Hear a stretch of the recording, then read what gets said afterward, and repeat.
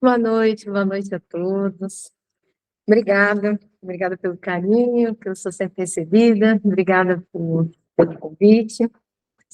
E esse tema é um tema curioso, né? É um tema que me desperta muita atenção.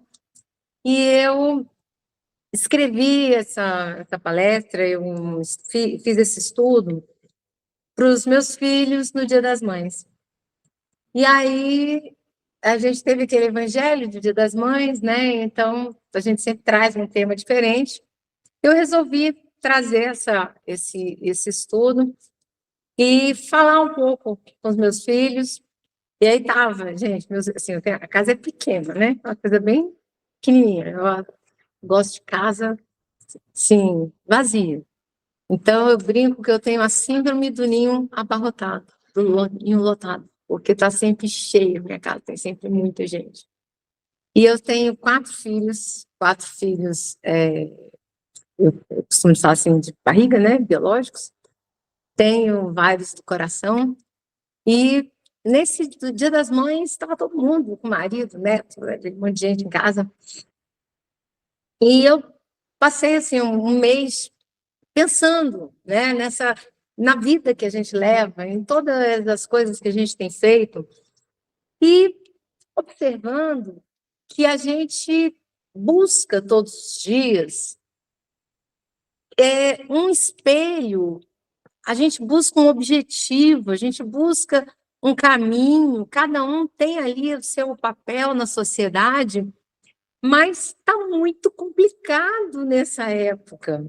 Eu não sei dizer para vocês o que Paulo de Tarso pensava lá, né? Quando ele tinha que andar a pé, cidades e mais cidades, e não tinha nem um Google para mandar ali um WhatsApp para se comunicar, né? Mas eu sei que hoje em dia nós trabalhamos incessantemente. A gente sai, fecha a porta, sai com o trabalho pendurado do lado. Né? A gente vai para casa, a escola está junto da casa. A gente vai falar na hora que está numa refeição, está lá todo mundo trabalhando, todo mundo estudando, todo mundo conversando. Quando que a gente ia imaginar, né?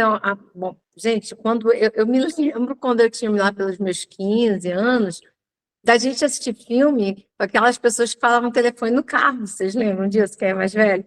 A gente viu que o cara pegava o telefone no carro, tinha fio, né? O telefone do carro. E aí ele pegava o telefone e a gente achava que aquilo era o máximo. Uma limusine tinha aquele telefone.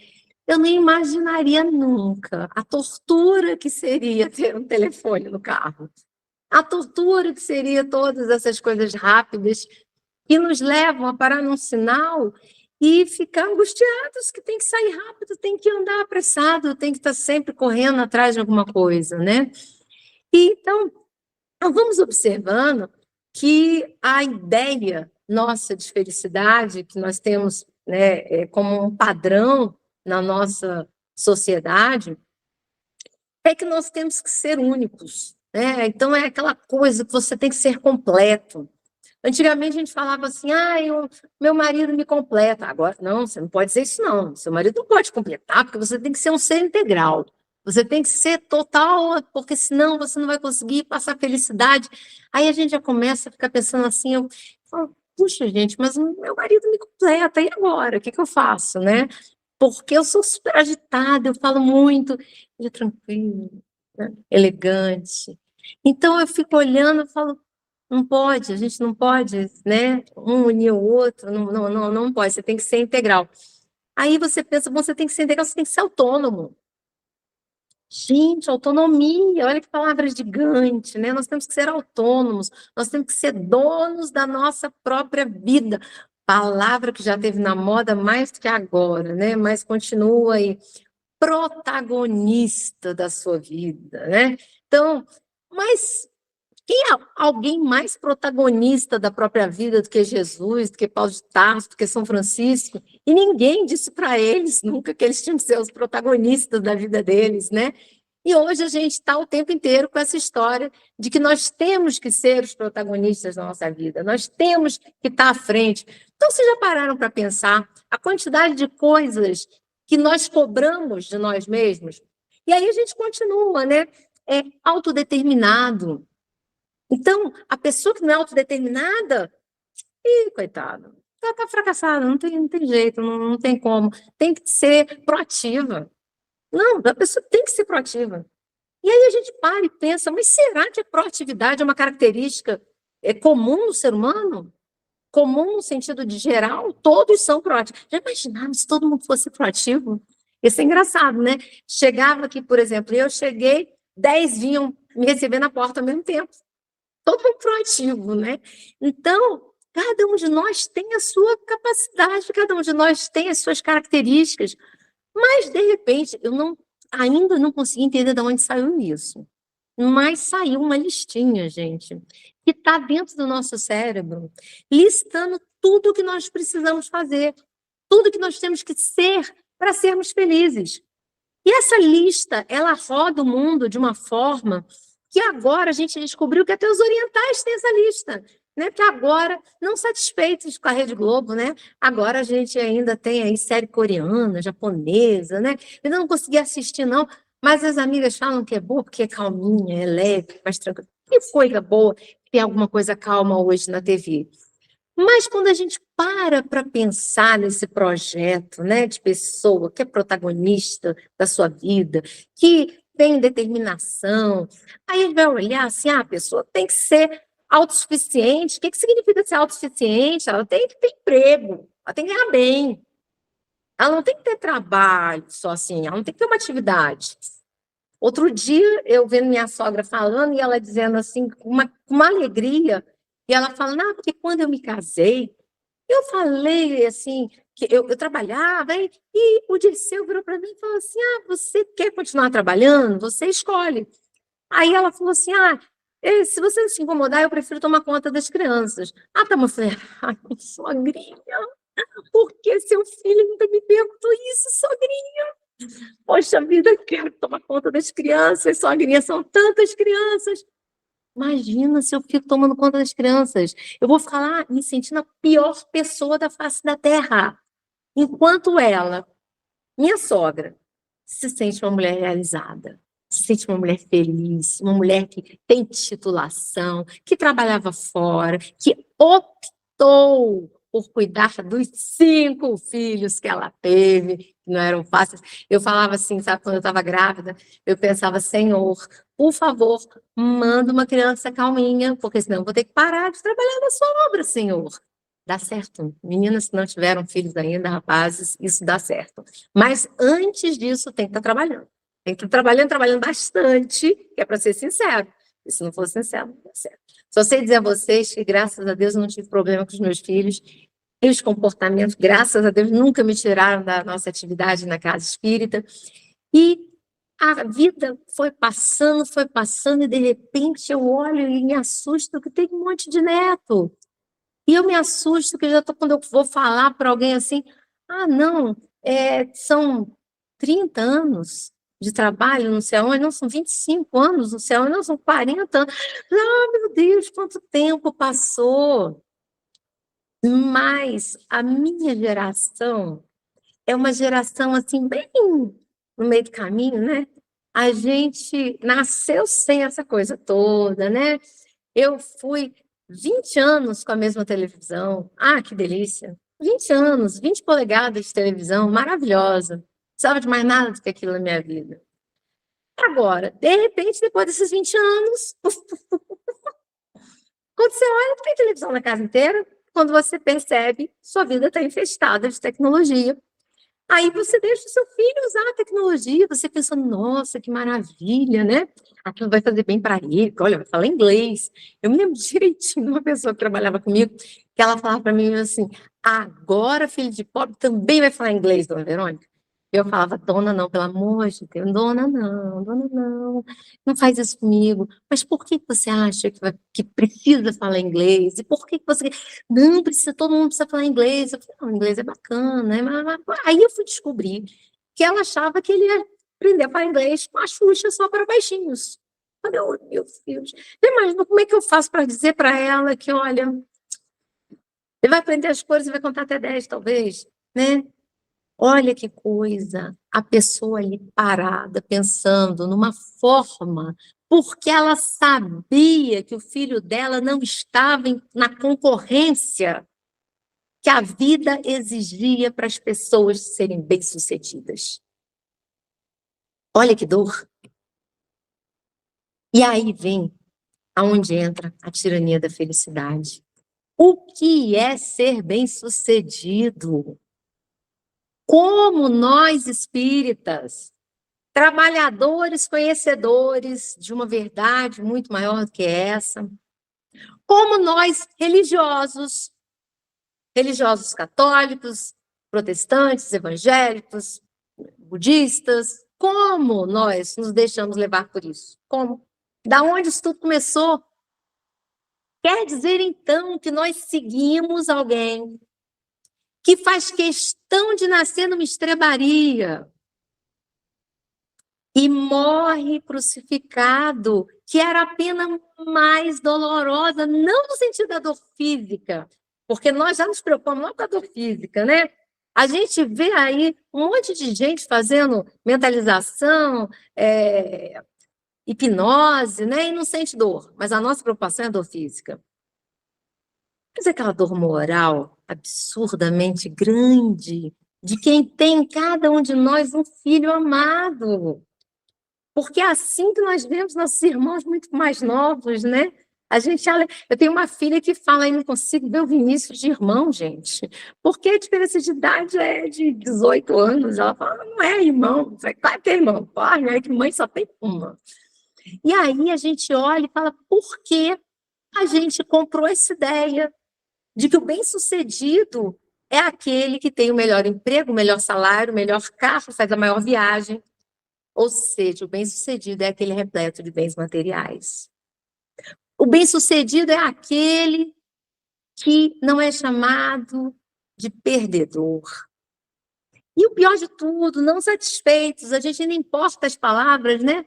A gente ainda traz o loser para o Brasil e a gente começa a falar, ver as crianças pequenas, elas não sabem falar inglês não, mas elas sabem o loser, que é para jogar na cara do outro, que ele não é nada. Ele não é nada? Como assim alguém não é nada? Como assim todos têm que ser proativos? Como assim todos são protagonistas das suas vidas? Francisco de Assis. Se a gente for parar para pensar na vida dele, será que a gente pode dizer que ele foi o protagonista da vida dele? No sentido que se dá hoje a sermos protagonistas? Aquele que chega, de repente, olha tudo que está em volta e vê que não é aquilo que está fazendo bem para ele. O pai rico, comerciante, querendo que ele ficasse com aquelas coisas, ele fica incomodado e fala, pai, não, não é isso. A vida não é assim. E larga até as roupas do corpo, porque o pai joga na cara dele que tudo aquilo ali pertencia a ele. Porque para o pai não dava para ele entender que tivesse um outro objetivo de vida.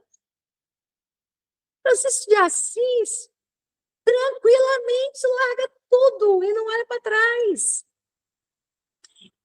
E na total falta de noção de que era protagonista do mundo. Não era um protagonistinha ali da vida dele, não.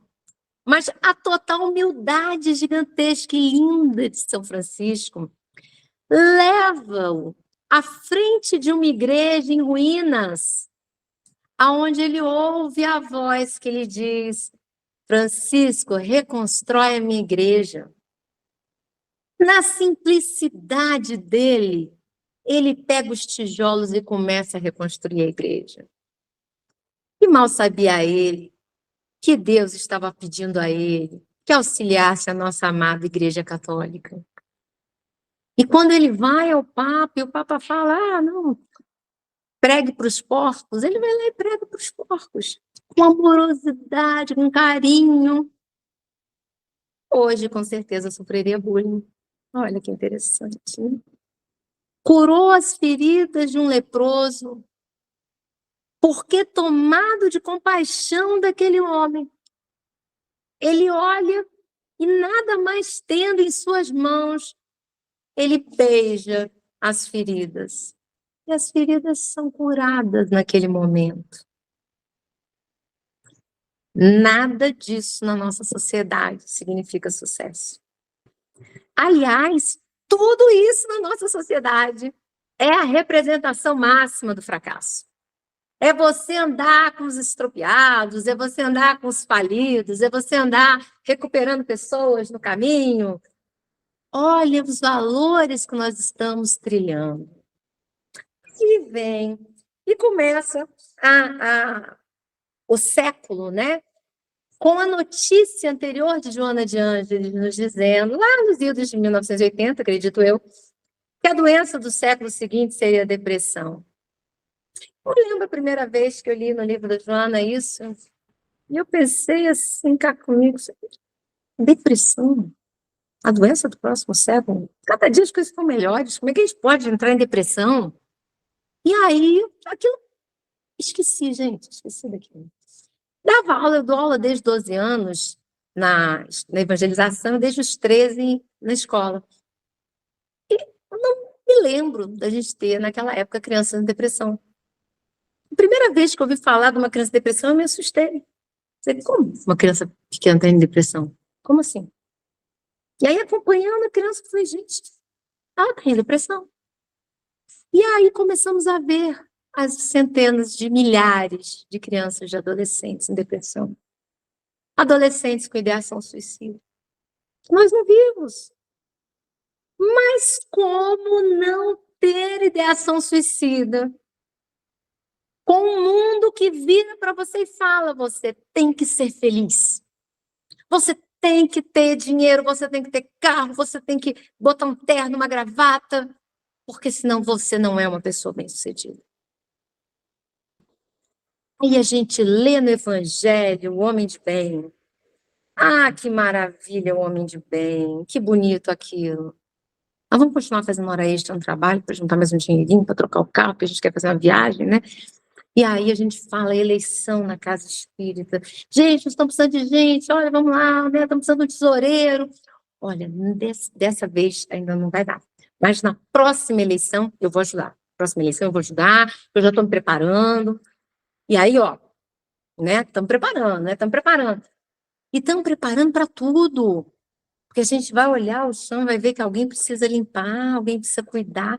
Sempre foi tradição na casa espírita que nós cuidávamos da casa espírita. Agora nós começamos a precisar de gente trabalhar contratado. E a gente chega na casa espírita, né? Eu brinco que às vezes o corpo chega e 10 minutos depois o perispírito e o espírito acopla, né? Vem junto. Você chega correndo tanto, que você não está nem conseguindo raciocinar no que você está fazendo. A gente está numa fase em que você não pode deixar de ver uma mensagem no WhatsApp para responder, você não pode deixar. Então, nisso, a gente começa a ver as pessoas andando e você pensa, bebeu. Essa bebeu muito. Bebeu o celular, né? Que a gente já sabe que é mais perigoso do que bebida alcoólica na direção. Mas o status é muito interessante. E aí a gente vai atrás, né? De que nós precisamos nos afirmarmos, nós precisamos nos expressarmos, nós precisamos... gente, é uma lista tão infinita de coisas perfeitas que nós temos. Isso eu não estou nem falando da beleza física, né, gente? Vamos combinar, não estou nem falando da beleza física, porque se a gente for falar da beleza física, a tortura se agiganta. A gente olha e fala, como é que a Gisele Bündchen é brasileira? Senhor, qual fila que eu perdi na hora da encarnação? Aí a gente começa a se sentir, sabe, aquela coisa... Hoje uma amiga minha olhou para mim e falou assim, Vê, ir para academia de manhã é bom demais.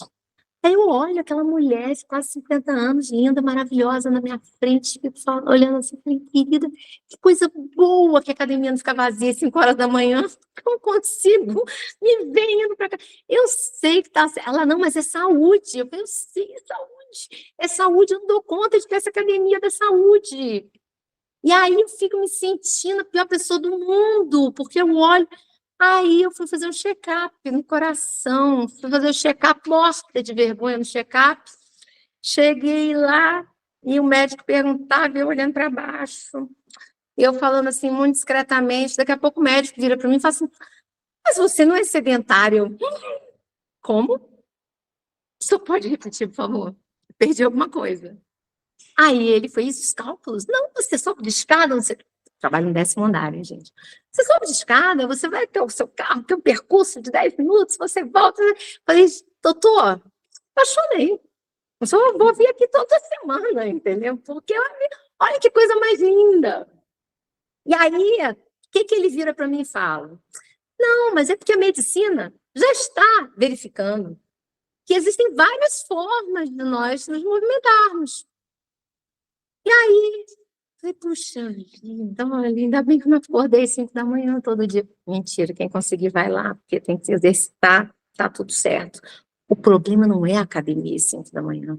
O problema é nós entendermos que não ter este laço na vida, seja com a academia, seja com um bom salário, seja com um bom carro, seja com um bom marido, seja com uma boa namorada, seja lá com o que for, é motivo de desgosto.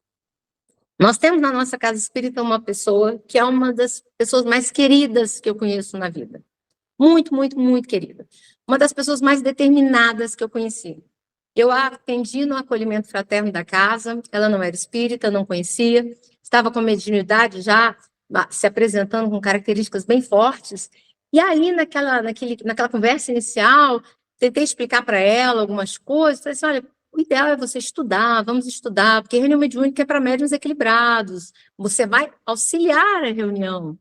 Quando a gente precisa de ajuda, não é na mediúnica que a gente vai parar no ESD, né? A gente vai estudar, a gente vai aprender a fechar os canais mediúnicos, e aí sim a gente vai aprender a abri-los corretamente, chama-se educação mediúnica. E aí a conversinha é boa, né, gente? Sabe que não é todo mundo igual, não, mas a conversa ali foi bom convencer a moça, né? Ela estava determinada a entrar na mediúnica de qualquer jeito, e já estava vindo, acho que na 3ª casa espírita, que não tinha colocado ela na mediúnica, mas ela aceitou fazer o ESD. E aceitou fazer o ESD, fez o ESD, e no final foi convidada, inclusive, para trabalhar comigo na nossa mediúnica. E eu me lembro, junto numa das vezes que fiz acolhimento fraterno com ela, no início, ainda quando ela chegou na casa, em que a grande dor dela é que ela não conseguia emprego. Ela tinha formação, foi uma pessoa que teve uma boa educação, ela tinha tudo, todos, sabe, composto completo. Pessoa que fala bem, que é desenvolta, que é, né, é proativa, vai lá a lista toda da entrevista de emprego. Tinha tudo, mas ela não conseguia emprego. E aí, a gente conversando, e eu olhei para ela e falei assim, mas será que lá em cima, a sua lista de prioridades, você colocou o emprego? Será que efetivamente era o emprego que ia te fazer feliz? Ela, mas não tem cabimento. Eu tenho 40 anos, eu moro com a minha mãe. Falei, gente, eu tenho 54. E o mais legal é que agora minha mãe que mora comigo, era mãezinha, voltou para o plano espiritual ano passado, mas pai mora comigo. Olha que delícia, a gente acaba invertendo os valores. Quem disse que não pode? Aonde está escrito isso? Mas a pessoa se sente o cúmulo da derrota, a derrota em pessoa, porque mora com os pais, porque não tem um emprego que se autossustente. E aí eu me lembrei de um programa que assisti numa TV a cabo, em que era um programa canadense de reforma, e a família era um casal e 2 filhos, 2 homens, já uns rapazes adultos. Aí a pessoa da construção ficava falando assim, porque aqui na parte de baixo nós vamos fazer quartos independentes, e a mãe indiana olhava para ele e falava assim, não, os quartos deles estão em cima, junto com os nossos. Aí a moça, pois é, porque nessa idade, então a gente já precisa dar mais liberdade. Não, eles têm liberdade, mas é dentro de casa. Aí chegou uma hora que ela parou, a moça do programa, e falou, olha só, na nossa cultura, os filhos crescem e ficam junto com os pais o quanto eles quiserem. E é prazeroso para os pais e é prazeroso para os filhos. Por que você não pergunta para eles se eles querem ter um quarto na garagem? A moça ficou tão assim, sem saber o que fazer, porque ela não estava preparada para aquilo. E aí ela descobre, para maior desespero dela, que os dois eram bem-sucedidos no que ela achava que seria uma pessoa bem-sucedida, financeiramente bem estabelecidos, trabalhando em áreas diferentes, não trabalhavam com seus pais, trabalhavam em áreas diferentes e ganhavam bem, e por opção estavam com seus pais. Não dava para entender na cabecinha dela aquilo. Por quê? Porque a nossa cultura nos impõe a isso. Então, quando Joana nos traz, né, que esse século é o século da depressão, a gente tem que parar para pensar. Por quê que é o século da depressão? É o século da depressão porque é o século que faz, dentro da gente, a gente ter um ego que, assim, ele tem certeza que ele não deve sofrer. Nós não podemos sofrer, nós não podemos passar por nada que nos traga tristeza, nada. Sendo que nós já sabemos que são os problemas, que são os desafios que nos reinventam, que nos reforçam, que nos melhoram. O engraçado é que a gente ouve isso nas palestras, nas mesmas palestras dos tais que têm a lista dos bem-sucedidos. Aqueles que vêm falar para a gente, olha, vocês têm que fazer assim, vocês têm que responder assim numa entrevista de emprego. Esses mesmos, eles entendem como os problemas nos fazem superar as crises. Eu atendi uma vez uma moça que ela tinha uma irmã, e ela era filha de um casamento anterior, e a irmã, filha do casamento atual da mãe. E ela chorando muito, porque a mãe só dava atenção para a irmã, e tudo na vida da irmã, tudo na vida da irmã. E isso ela já era adulta. E ela ainda com aquela dor no coração, porque a mãe sempre, assim, ela cuidava da casa, desde pequena, a diferença de idade não é grande, mas ela cuidava da casa desde pequena. Ela, a irmã, não fazia nada. E as duas já estavam adultas.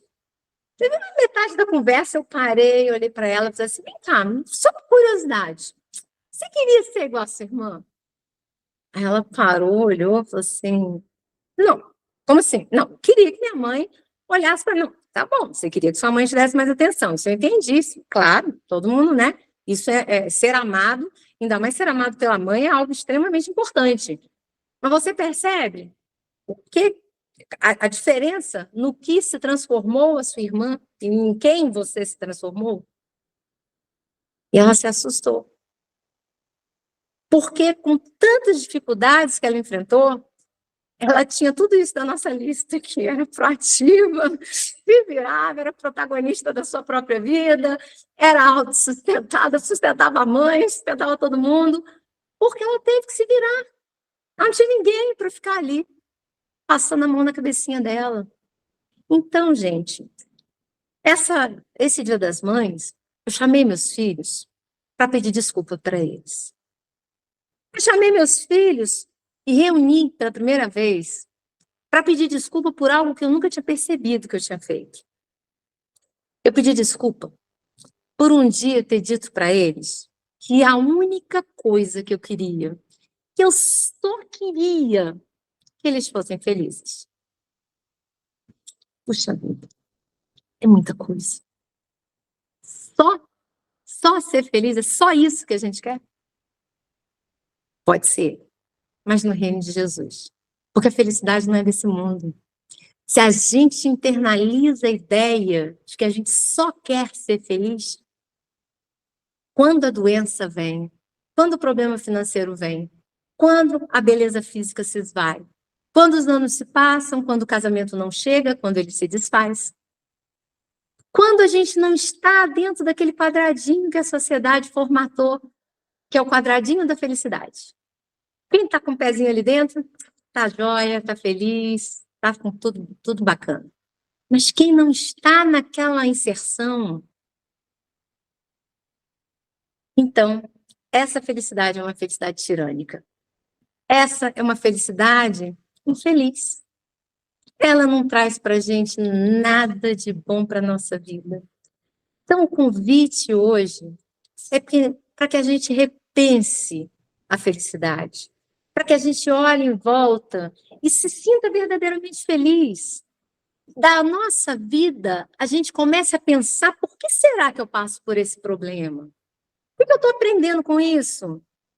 Eu passei por essa dificuldade me fez melhor em quê? Nossa, eu melhorei a beça com isso.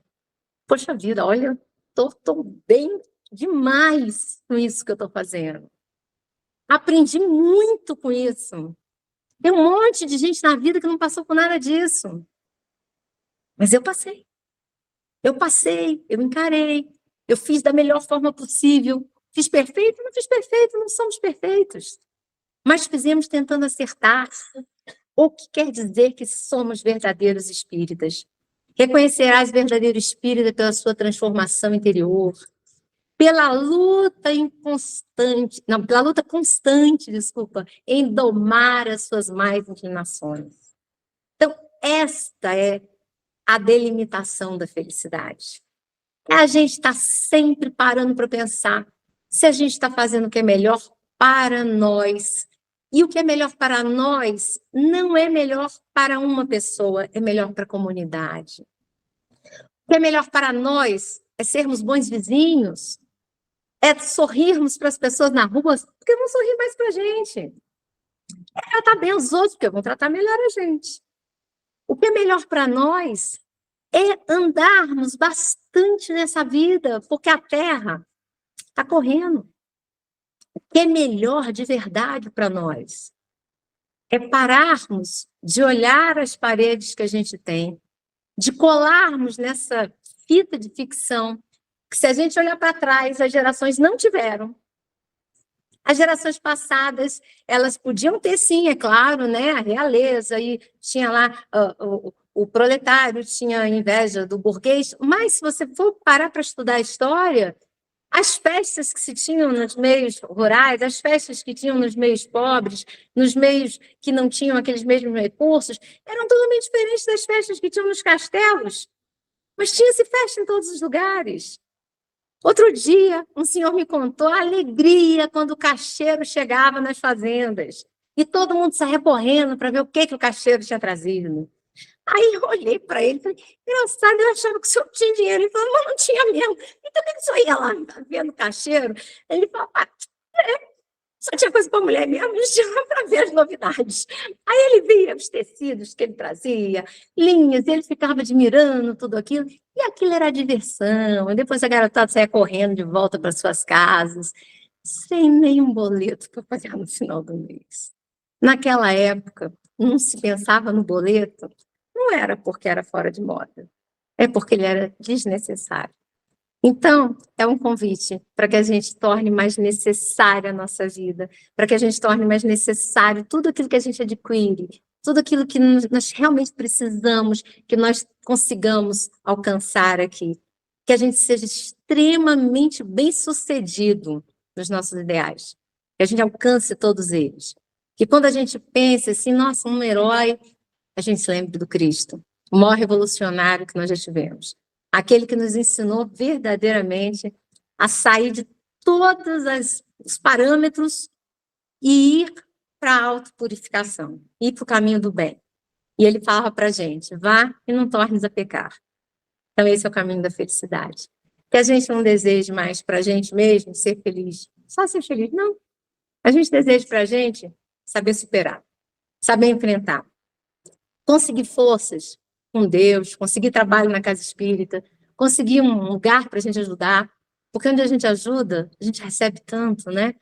Que a gente possa pensar bastante em tudo que a gente faz, em tudo que a gente conquiste, para que logo, logo, logo, depressão seja coisa do passado. Para que logo a gente olhe e fale, não, isso aí já foi. Olha, lembra naquela época lá, onde as pessoas ficavam deprimidas?